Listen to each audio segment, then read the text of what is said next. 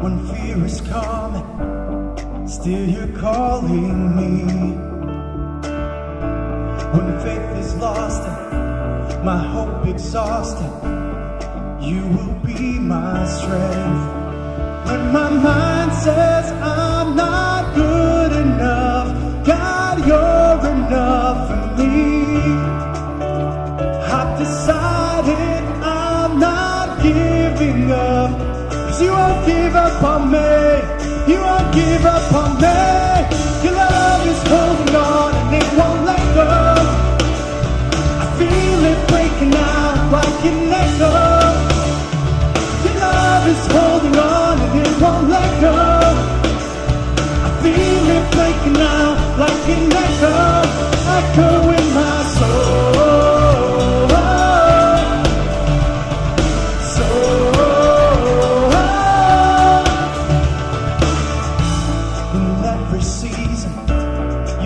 Repeating promises to me. Whoa, now there's no stopping what you have started till it is complete. When my mind says I'm not good enough, God, you're enough for me.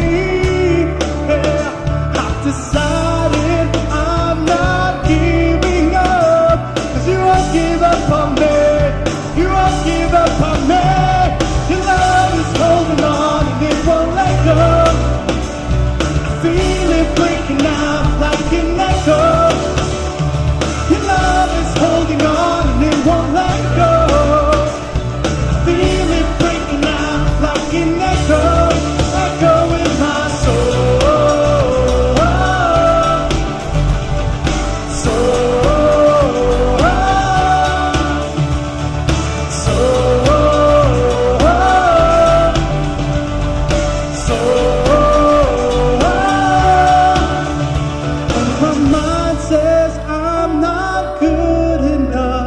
God, you're enough for me.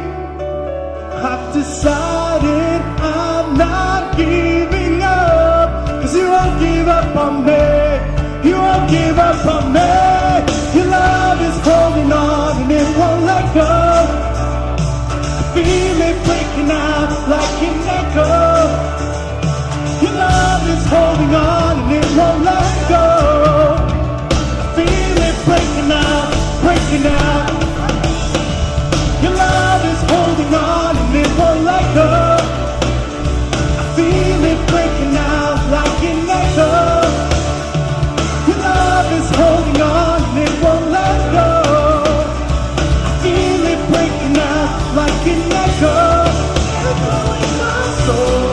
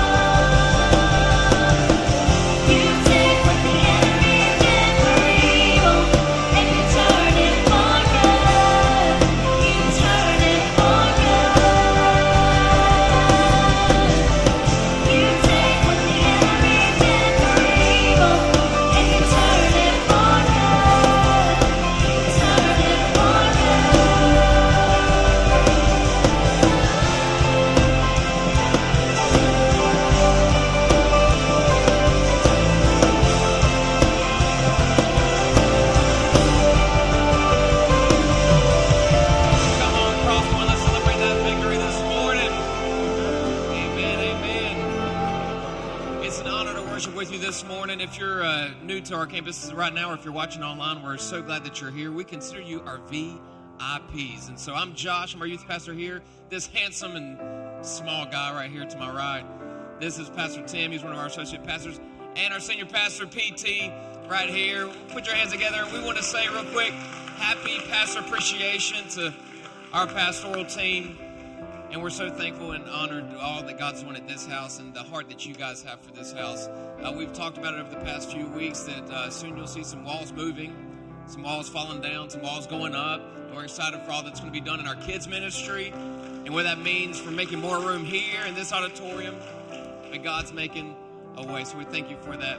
But hey, if this is your first time, we want to get to know you a little bit better, so hopefully you're enjoying some hot coffee right now or whichever snack or drink you chose to go with as your gift for joining us. But stop by the VIP room on your way out if this is your first time. Meet our pastoral team again. Let us know about your experience. And we just want to help put a name with the face.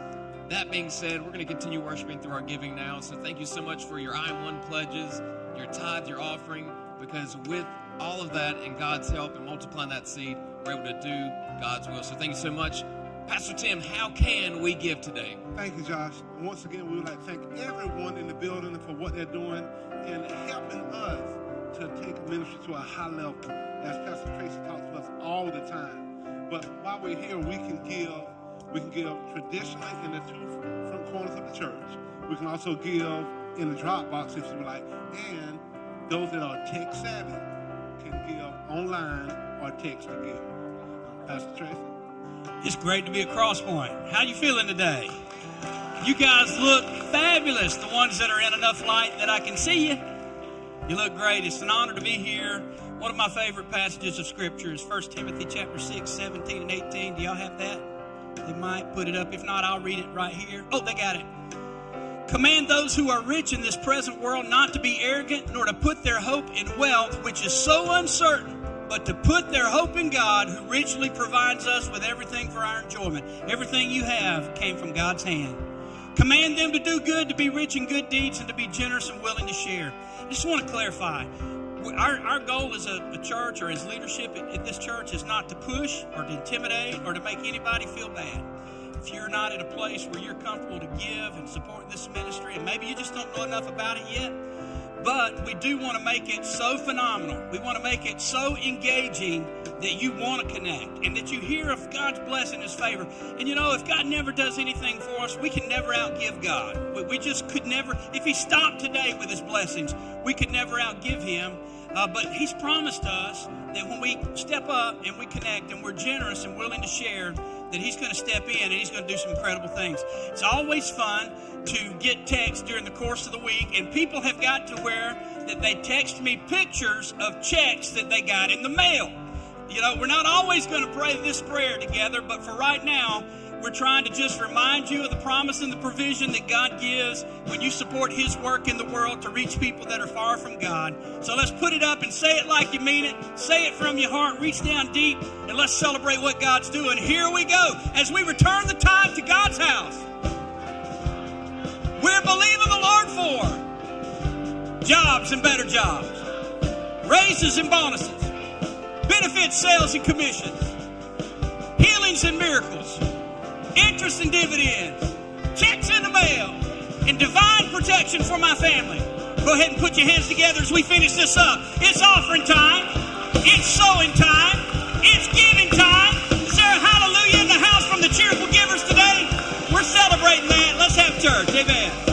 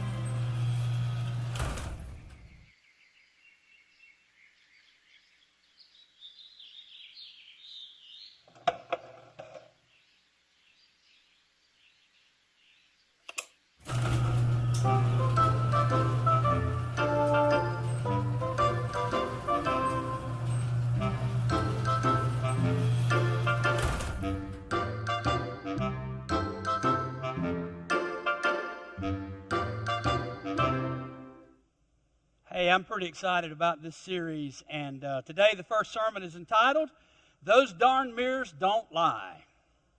This is going to be fun. Y'all ready? How many of you have ever used the phrase hot mess? Actually, this phrase goes all the way back to the 19th century because way back then, hot mess referred to a mess hall or a mess kit. It was literally a military term. Well, in the 20th century, it took on a different meaning. It was still a military term. However, it referred to a dangerous environment, a firefight where a group of soldiers found themselves in a volatile situation. Oftentimes, they would be heard to say, we've gotten ourselves into a hot mess. But then in the 21st century, with the evolution of the word hot mess is now defined as an attractive disaster. Somebody whose life is in disarray and yet they continue to be functional and they still manage somehow to look good. They still show up for work, they show up for school, they show up for worship, and they look a lot better than their circumstances. Based on this newly discovered definition by me, then I have to stand here and confess to you that I am, in fact, a hot mess. A lot of chaos going on behind the scenes, but I do my best to function at a high level, and I try to look good doing it. The truth is, if you're honest, and I think by the time I finish the sermon you'll agree, you're a hot mess too. You're a hot mess too. Isn't this sort of your unspoken goal in life, to handle the mess, the chaos that's thrown your way, to continue to press forward and to try to look good doing it? Regardless of what's going on at home, on the job, with the kids, with the spouse, you want to show up and you want to present well. Now think about it. Wouldn't it be awesome if our lives today were as amazing as our social media profile pictures? I looked at all my profile pictures this past week. I went all the way back from when I first started on Facebook and looked at a lot of those, and I thought, I don't present the truth on social media. This is one of the ones that I got this James Bond thing going on, and I thought, that looks nice, and I clean up okay. But if I had to present socially the current state of my life, I'd have to post this as my profile picture. Right? Right now I'm picking on me, but I'm getting to you. Because I would love this. I would love it if everybody in the room would go home and post a real profile picture that represents the current state of effects and affairs in your life. A lot of people, these days won't go to church, and one of the number one reasons actually, maybe right at there at the top, that I hear a lot anyway, is those church people, they're so fake.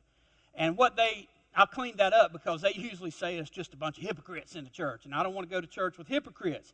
But for me, I try to be very transparent, try to be very honest, and I'd rather be called a hot mess than a hypocrite. Honest about my flaws, but I choose to try to present well, keep my head high, face it with integrity. I don't want to lie to anybody. I'm a hot mess. I know it. You know it. So we might as well admit it today. If you've always pushed away from the church because of the hypocrites who present stunning profile pictures, but you know them without all the filters, I want to try to help you today. Welcome to CrossPointe, where everybody is a hot mess. Everybody. You're surrounded by a whole bunch, rows and rows of hot messes.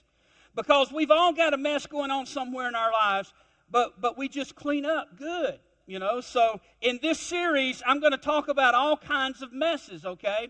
We're going to cover a lot of ground. We're going to talk about financial messes. You've gotten yourself into a financial mess because of debt or something that is way beyond your control. And you might have found yourself saying, man, I've got a financial mess in my life. Maybe a family mess. Marriage, isn't going quite as good as you'd hoped that it would. And then something happened and you find yourself now in a relational mess. Health-related messes. Sometimes of our own volition. We just don't take care of ourselves, and then sometimes things just happen that are beyond your control. Professional messes. Maybe you hate your job and you took it because you had to have a paycheck, and you just feel like your professional career is just a mess and you're trying to find your niche. Maybe it's an academic mess. And I'm sorry to even bring this up because we have a lot of students from UNCP and UNCW and Raleigh that come here on the weekend, and they're trying to escape the GPA mess that they're in, and then they come to church on Sunday, and the preacher they thought they loved brings it up and wants to talk about it, and now they're not so sure, so my apologies. But there are all kinds of messes. Let's be honest, some of you married a mess. Vernette. Brother G is not here, but she was talking about y'all. She was amen to me. But let's be honest, some of you married a mess. In fact, you were warned, right? Think about it. You were warned. If you go back to it, his previous 3 girlfriends took you out for coffee and said, honey, don't do this. And you were like, oh, but I can fix him. I can fix him. But now, you can fix a dog. And I found out during a break you can fix a spouse too, so it kind of ruined my thought. So there you go. But you said somebody corrected me during the break and ruined my whole thought there. Or maybe you're the person that said, you know what? I'm not marrying her mama. I'm not marrying her daddy. I'm not marrying her family. But you found out, didn't you? When you moved in together, she brought the crazy part of the family with her. It just took a while for it to show up. Because, you married the whole family, and I've preached this in a series before, but you married the whole family whether you realize it or not, because we're all a product of our environment on some level, and if you don't have a plan to flush that, it has a tendency to stick around. Now, maybe life is good for you right now, and you're going, this series isn't relevant for me. I don't have a hot mess in my life right now, but let me just warn you, you're just one dumb decision away from creating a brand new hot mess in your life. Whether you're Christian or some other religion or no religion, the thing we all have in common in life are the messes we make. Now, sometimes we deal with messes that we make. Sometimes we inherit messes, and sometimes we don't know how we fell into this mess. Sometimes I'm out cutting my grass, and all of a sudden I start smelling something. And I realize it's happened again. My tires found the mess that my neighbor's dog tends to make in my yard, usually when they're walking their dog. I'm a little more upset about that than what y'all are, but it happens a lot. I didn't cause it, but I just kind of stepped in it. You know how that goes, right? So it happens that you can find a mess that you're not even trying to, you had nothing to do with it. The reality, though, is this is life. This is life. You got to deal with the poo. That should have been the shirt. You got to deal with the poo. That would have been a better shirt. Here's the good news. She's already heard this sermon once. I don't know why it's still got her. But it's not just you. It's not just your family, your marriage, your GPA. We are all a hot mess at some point in our lives. Whether that's you're in that season now or you've come out of it, maybe you're on a reprieve, whatever. A hot mess is what we all have in common. And I think you all look great today. I think we all clean up well. It's a wonderful thing, to come to church and look good and smell good and all that goes with that. But if we could see a profile picture that shows the reality of your life, I'd love to see that this afternoon. It'd be such a fun afternoon on social media if you'd do that. You might not present so well, right? You know what I'm talking about? You're not going to do that, are you? No, you're not. Okay. The messiness of life is what we all have in common. It's what brings us all together. So before you criticize somebody else, remember, you are a hot mess too. You're a hot mess too. If not now, then soon, because you're one dumb decision away from the next hot mess season of your life. And isn't it true when you hear the story behind somebody else's mess, if you'll slow down long enough and listen to the details that landed them in the mess that they're in, sometimes instead of being critical after you've heard how they got there, you're sympathetic. You're sympathetic. And in fact, being sympathetic is far better than being critical. And as we look at what Jesus had to say today, we're going to discover that we shouldn't be so critical. And when it comes to other people that are a hot mess, we should be often more willing to be a student of their mess than a critic of their mess. Jesus said, before you get all wound up about the mess in somebody else's life, he said, go look in the mirror, because those darn mirrors don't lie. They just don't lie. You're focused on the speck of dust in someone else's eye, and you've got a plank in your own eye. That's out of Matthew chapter 7, verses 1 through 5. But here's what I want you to do. Everybody kind of pat your eye, one or the other, and say, pull the plank. That is a better use of your time, trying to get the plank out of your eye than the speck out of somebody else's. That's what Jesus would say to us today. Now look, sometimes we dig ourselves a hole so deep that we can't crawl out of it on our own. We need somebody to throw us a rope, lend a hand, give us a push or a pull out of the muck and the mire that we have behaved ourselves into. This past week, we had a horrific experience at my house on a Wednesday when we had our little man Lennox with us. Now, I've changed more poo diapers since Lennox has been born than I changed combined for Micah and Marissa. It just wasn't my thing. I couldn't do it. I have this gag reflex problem. That's what I'm saying. Don't start. It'll get bad up here. But Lennox had a blowout, and I thought I'd experienced about as bad as it could get. No. Did you know the older they get, the worse it gets? Wow. Anyway, I'm in the room, and the diaper gets peeled back, and oh my Lord, have mercy. I'm just like, Sylvia happened to be there. And you know what she did? She threw me a rope to get me out of the mess that I had found myself in, and I just turned around and left the room. I just couldn't do it. Sometimes you just need a hand. You need somebody to help you out of the mess that you find yourself in. Great sermon illustration, better than what you think it is. Now, let me just put this out there. Christians believe the thing that we have in common is the mess that brought God near to us. For God so loved the whole messy world, he looked down and he said, what a hot mess they're in, right? But I won't flood the earth again. I'm not going to burn it up. Instead, I'm going to send my one and only Son to clean up the mess that they're in. And when Jesus showed up, it was a surprise. In fact, one of the reasons people didn't recognize Jesus for who he was is because in ancient times, when people thought about God coming near or God addressing people, they expected a judge or some kind of a harsh judgment or some kind of a punishment or a lightning bolt kind of thing. They expected criticism. They prepared for the very worst. But when Jesus showed up, he introduced a word into the messes of the world that was so astounding and unexpected. He introduced the word grace. Everybody say grace.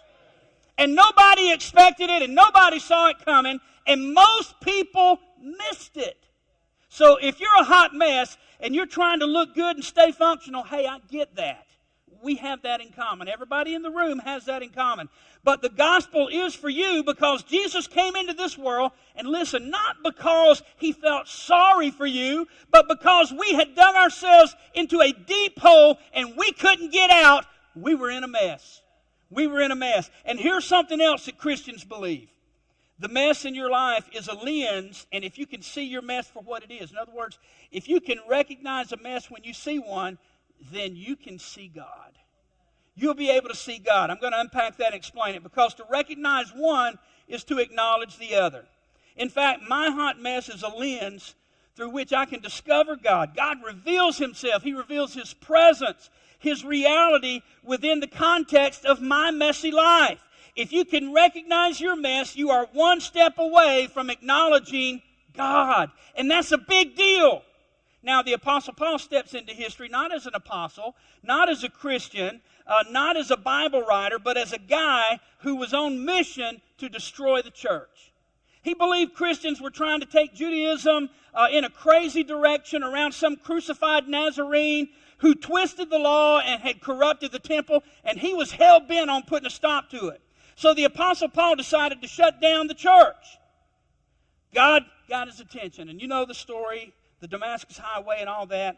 The Apostle Paul was a brilliant man. He was a brilliant man, and he's had influence on Western culture and culture in the world, and there's been this great shift because of Jesus and Paul, man, just phenomenal influencers, and Paul, second only to Christ in the influence of where the world stands today, and he became an all-in follower of Jesus.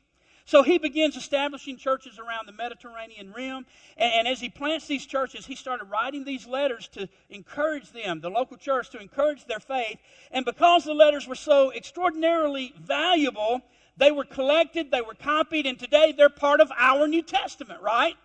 So the Apostle Paul goes into all kinds of extraordinary detail explaining these high-level theological concepts. He's the guy who introduces the idea that our messes are the lens through which we discover God, the presence and the power of God. Paul says, and I'm going to explain and kind of break this down because he's just a brilliant guy, and sometimes he tends to talk over our head. We have to really take the Scripture apart to understand what he's saying. So I'm going to take that step to try to help everybody in the room.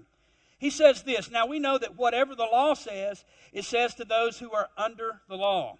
And that's just a fancy way of saying if you're under the law is over you. Now watch this. For example, if you're a student and you sign up to go to university, when you sign a contract to go there, the university rules then apply to you. And you're under those rules because the university is now over you. Are you tracking? I don't have to obey the rules of your university because I never got under those rules to begin with.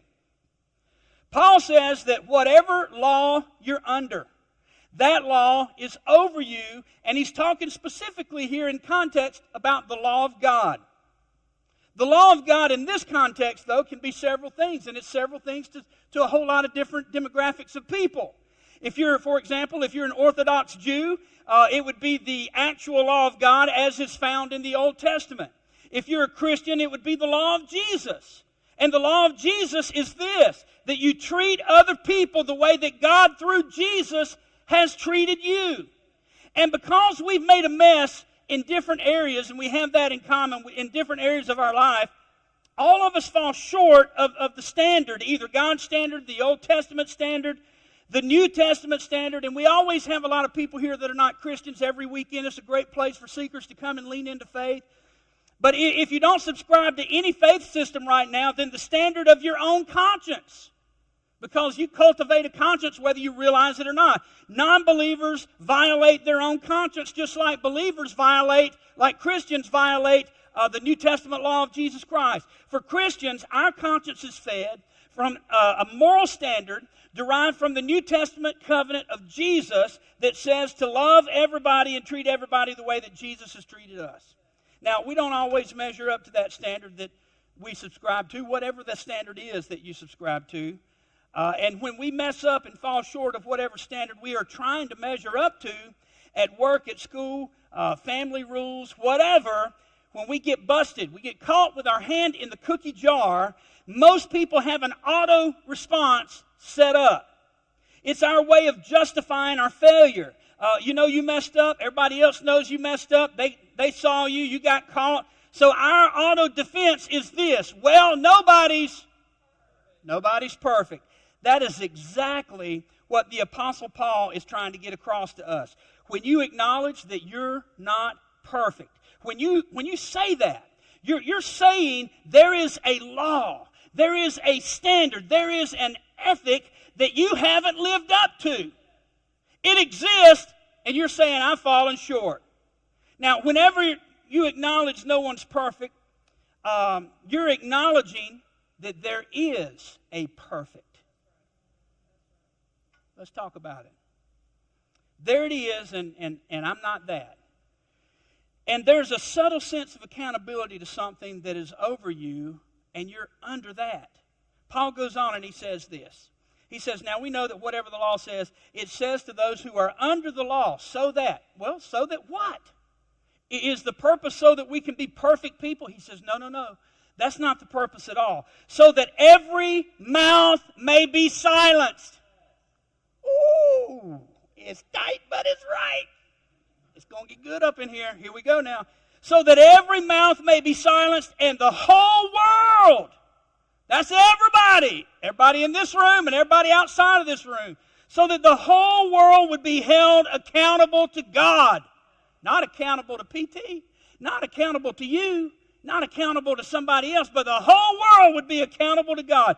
Paul says there is a law that we are all aware of in some specific or general way, and we know that we all fall short, and therefore we all are going to feel accountable. But he says there's good news, because the reason for the tension and the guilt, listen now, so important. The reason for the tension and the guilt isn't so that you're going to be perfect.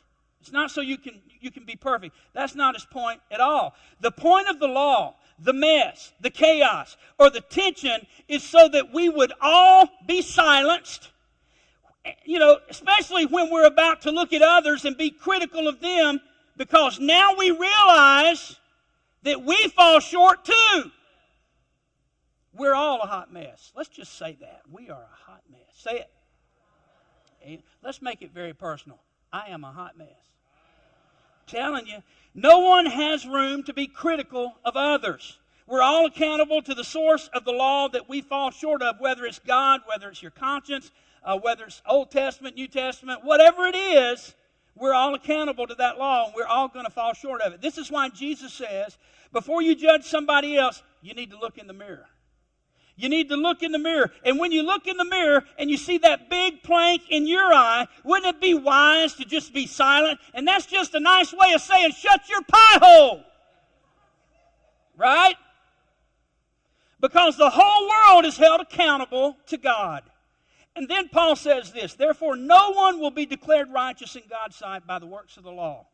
In other words, you'll never be so good at trying to measure up to the law on your own that God will ever look at you and declare you righteous or good enough. You're always going to fall short. You just can't keep it. Now look at this. Rather, through the law, whether it's God's law, the law of your conscience, whatever it is that you believe that you're under that's over you, through the law, we become conscious of our sin or of our failure. Now, maybe this is why you don't like church. I don't know. It's one of the reasons you quit going to church. Nobody likes to be reminded that they don't measure up, or that they're not what they ought to be, and people don't like hearing that these days.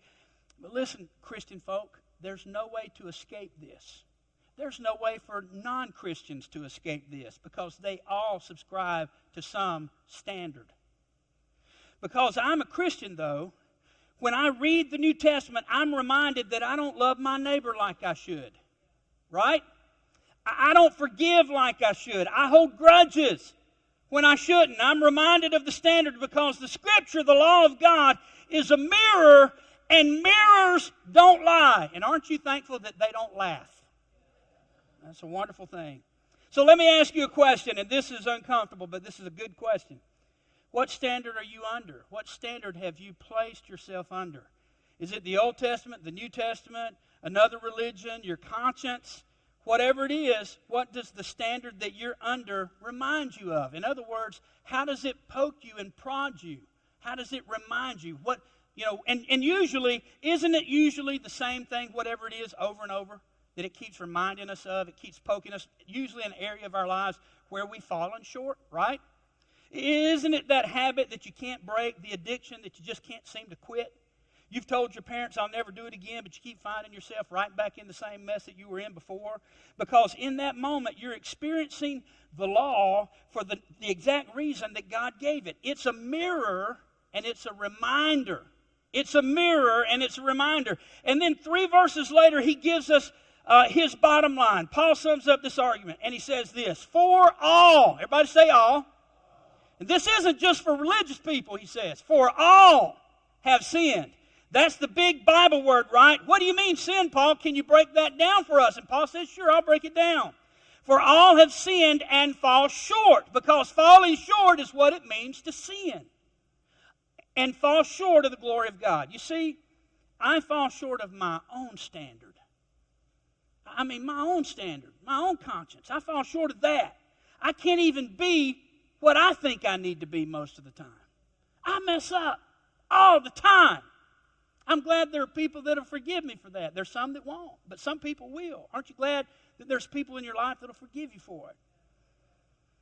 And doesn't it just blow their mind when you mess up and they go tell somebody, you ain't going to believe what so-and-so did, if that person can say, you know, he confesses to that all the time. He says he's a hot mess. He's not trying to lie or keep that from anybody. But the thing is, he says, you're a hot mess too. It just takes the argument right away, right? That's why the word said, then we should be silent.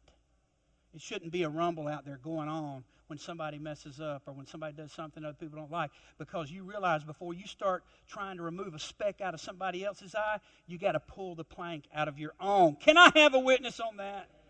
And I actually mentioned a name in the first service from a nationally known person, and I felt guilty immediately, and I had to apologize.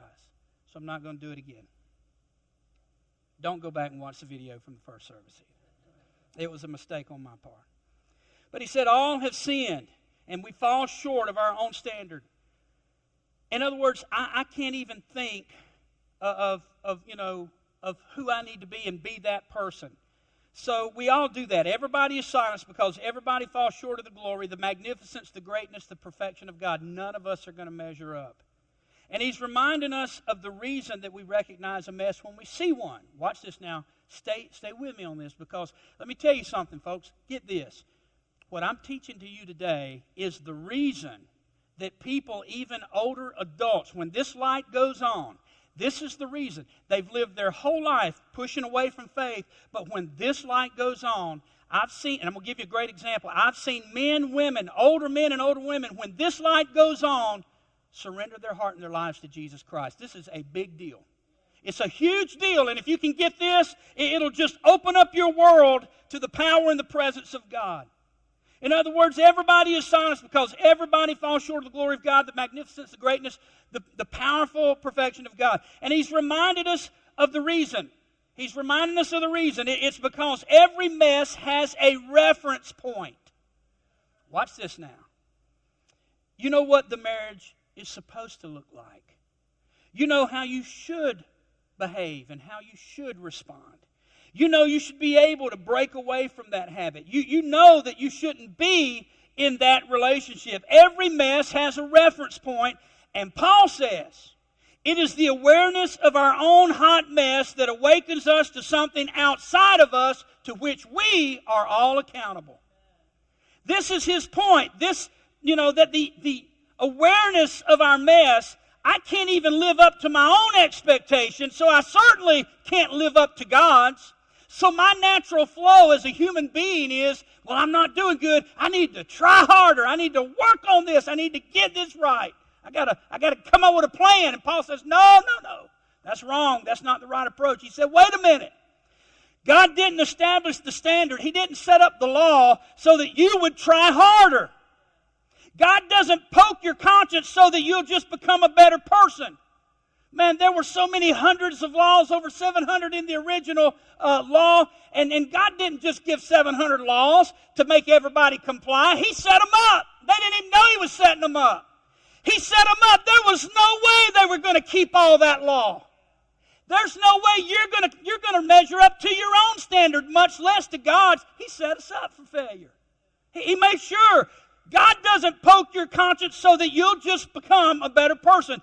God speaks to you through your conscience, and God reminds you so that you will become aware that there's someone outside of you. I got goosebumps, man, I'm telling you. There's somebody outside of you to whom you are accountable and who is over you and you under him. When that light goes on, it's a game changer. Now, I'll give you an example, a real-life example. Most of you have heard of C.S. Lewis. He was a brilliant man, lived during the Second World War era, and he found Jesus as an adult. He wrote the Chronicles of Narnia. Did you see the movies? Great movies. Another great book, I think actually the first Christian book that he wrote was called Mere Christianity. And it's a tough read, but it's a short read, but you have to read it several times to digest it. But in this book, C.S. Lewis said this. He said, when I watch two people quarrel, he's given an example of why he came to faith in Jesus Christ. And if you'll lean into this, it's a game changer.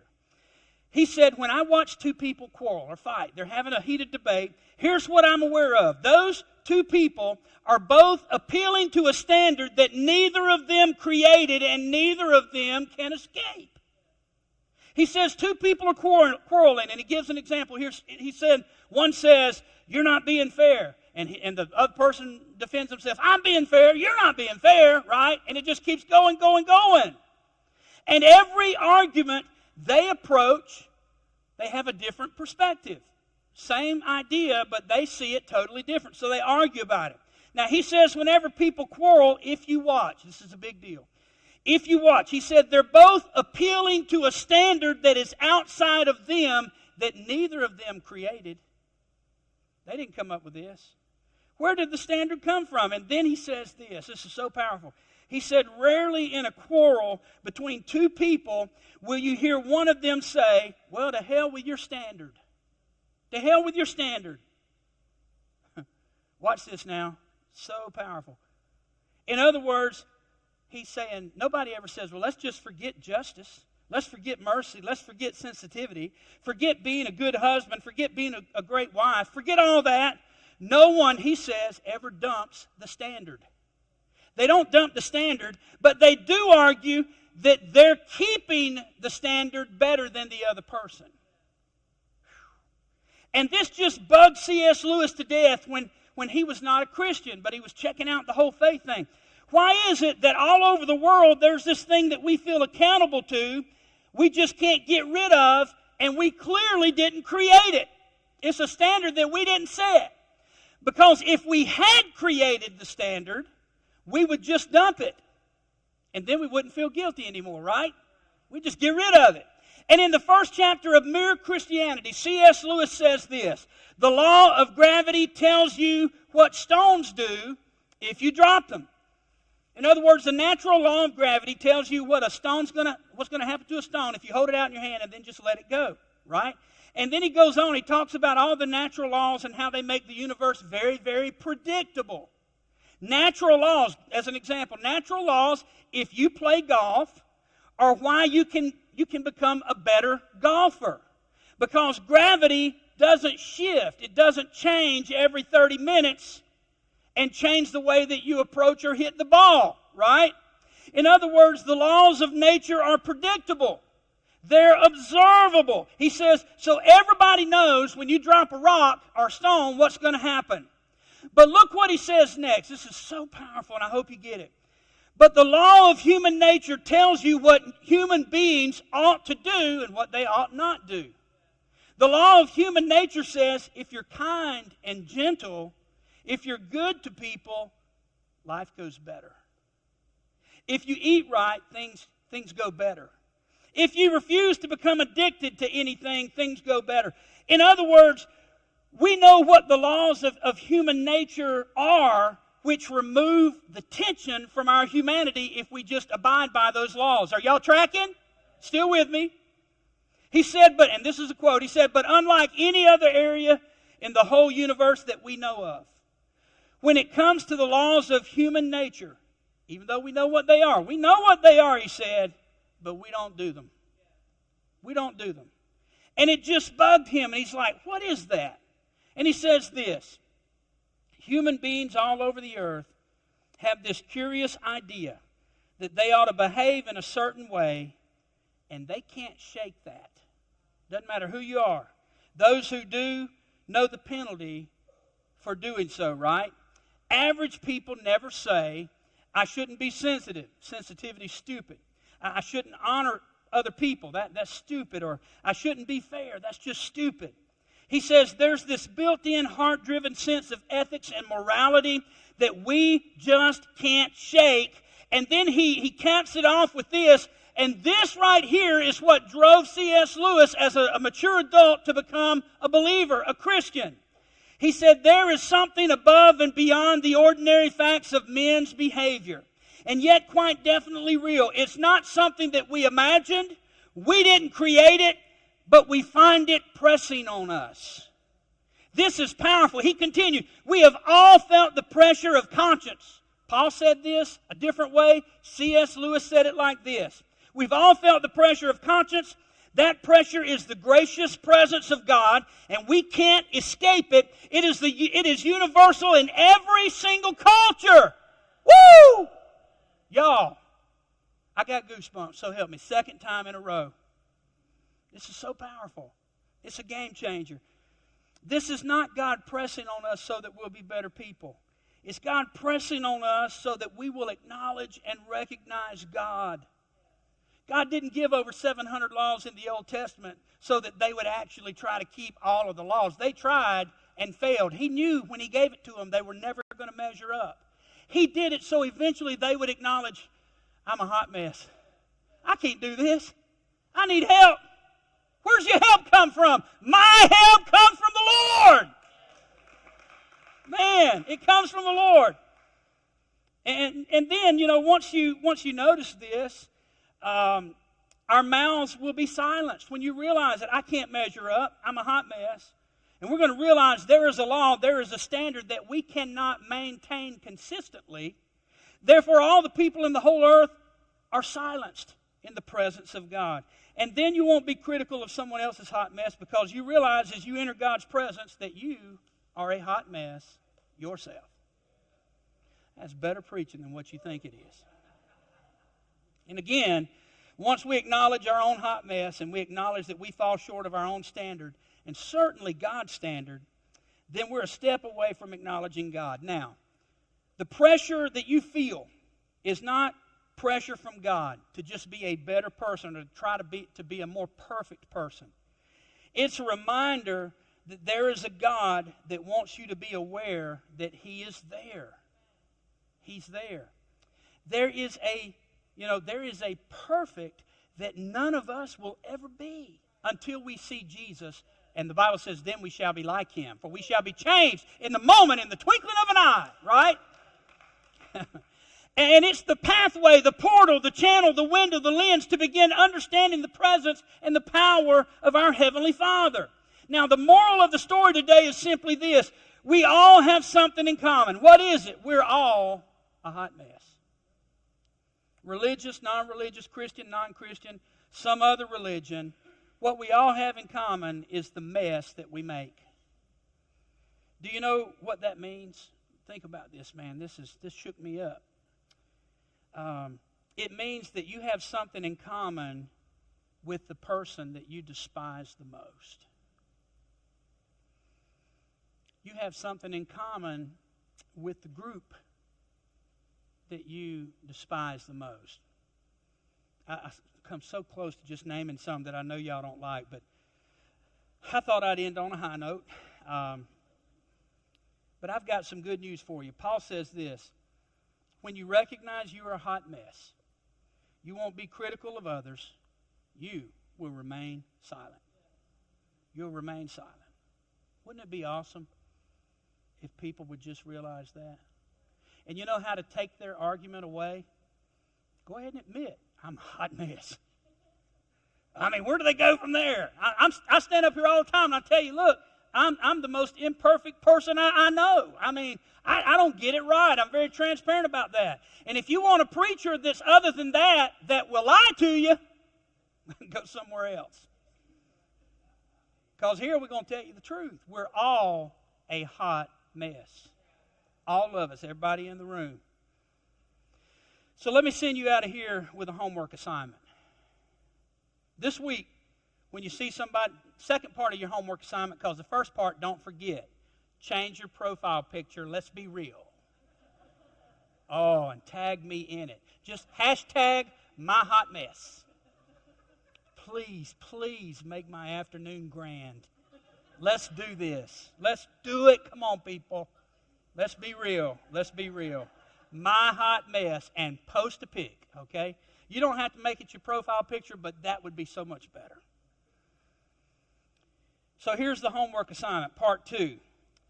When you see somebody making a mess this week, listen, folks, if we could get this, it would bring harmony to the world like you have never seen. People that are mad at you and upset with you, they'll calm down if we could just get this.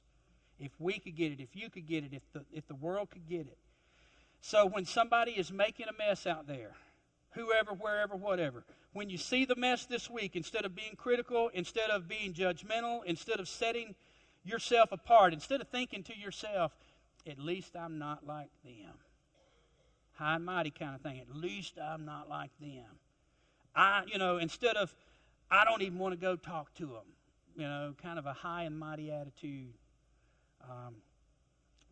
Instead of that, I want you to whisper under your breath this phrase right here. Throw it up there for me, if you will. I know a hot mess when I see one because I am one.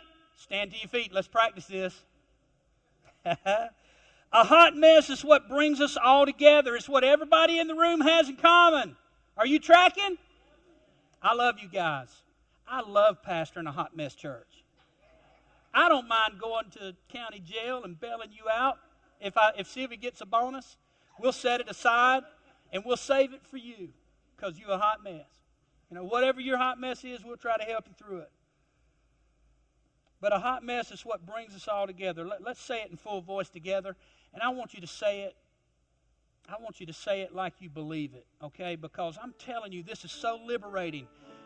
When you can admit this, hey, I'm a hot mess, let me tell you what you do. You disarm those. You disarm your detractors. They don't have anything else to argue against you. Why am I so transparent? I stand up here every week and tell you I'm a hot mess. I don't use that vernacular or that verbiage, but you know it, and I know it. I don't get it right a lot of the times. And it just disarms people. They ain't got nothing to throw at you, And I tell people all the time, there's enough stuff that's true about me for you to go out there and talk about. You don't have to make anything up, right? But I want you to say it because when you say it, it liberates your own spirit and your own soul, and it will remind you, hey, before I look down my nose at somebody else and I start talking bad about them, I'm going to remember that they may have a speck of dust in their eye, but Jesus said, I have to pull the plank out of my eye because I got a bigger problem, bigger issue. So in full voice, are you ready? Here we go. Let's say it like we mean it.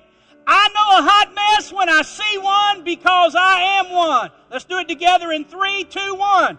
I know a hot mess when I see one because I am one. You better believe it. You better believe it. Let me pray for you. Father, give us strength.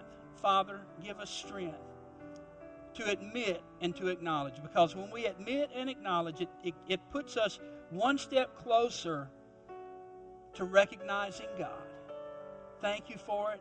I love you, and I give you all praise. In Jesus' name, amen.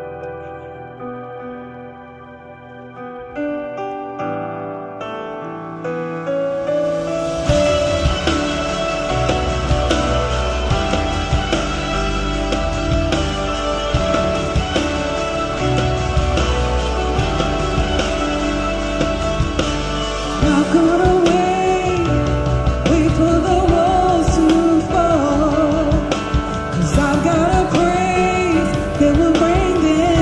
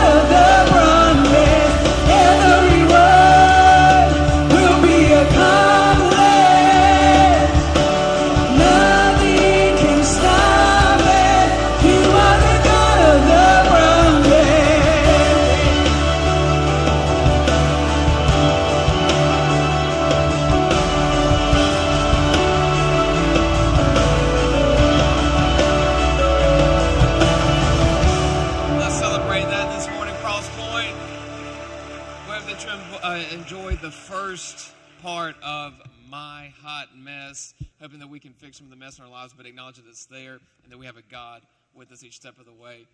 Before we go, two things. There is it looks like a trash can in the lobby. That is not for any of your hot mess. What that is for canned food items. So we want to collect those for the holidays coming up. So if you have any canned food, you'd like to come and donate there. And there's actually a post on there that says, here's what you can bring. And that's a black, not trash can looking trash can in the lobby to the right. And the other thing is next Sunday we have CP 101. So if you haven't taken that class, you're new to CrossPointe, wanting to volunteer, new to faith, whatever the case may be, you haven't taken that class. It's like the ins and outs of CrossPointe, and it's a 4-part class, but 101 is next Sunday at 6 o'clock. So you want to sign up for that, you can go to crosspointe.church to sign up. And we're excited about all that you'll learn from that. But that being said, let's go and pray together, and then we can enjoy our week.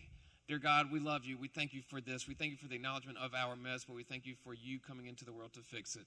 So long we've thought that it was our mess that kept us in unison with one another and made us similar, but it's the grace that you have for us, the love that you've given to us, the hope that you've brought into the world. So we thank you for that, so that everyone can discover, develop, and do life with you. We love you, Lord. We hope that we can help others and impact them in a powerful way. Amen.